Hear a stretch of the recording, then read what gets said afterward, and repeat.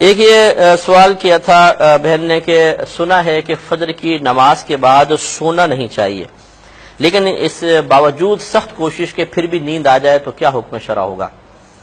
دیکھیں، یہ ہمارے نبی کریم صلی اللہ علیہ وسلم نے منع فرمایا کہ فجر کے بعد کوئی شخص نہ سوئے، کیونکہ وہ تقسیم رزق کا وقت ہوتا ہے تو انسان بہت ساری نعمتوں سے برکتوں سے محروم ہو جاتا ہے۔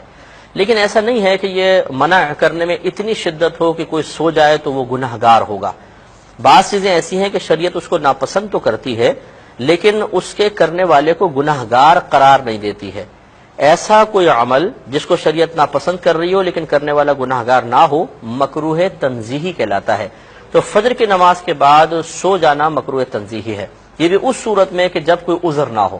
ویسے سستی آدمی کون جاگے یار سو گئے، یہ مکروہ تنزیہ ہے۔ اور اگر تھکن ہے، کوئی مطلب یہ کہ سخت محنت کی تھی رات میں، اس وجہ سے یہ طبیعت خراب ہے، تو پھر کوئی کراہت نہیں ہے، پھر سو سکتے ہیں۔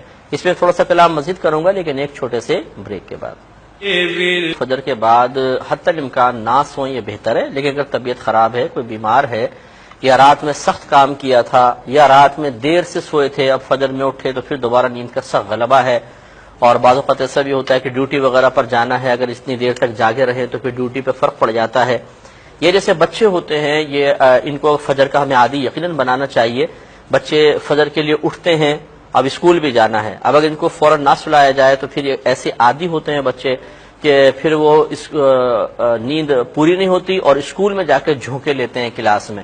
تو ایسی صورتوں میں ضرور آدمی فجر کے بعد سو سکتا ہے کہ گناہ نہیں ہے۔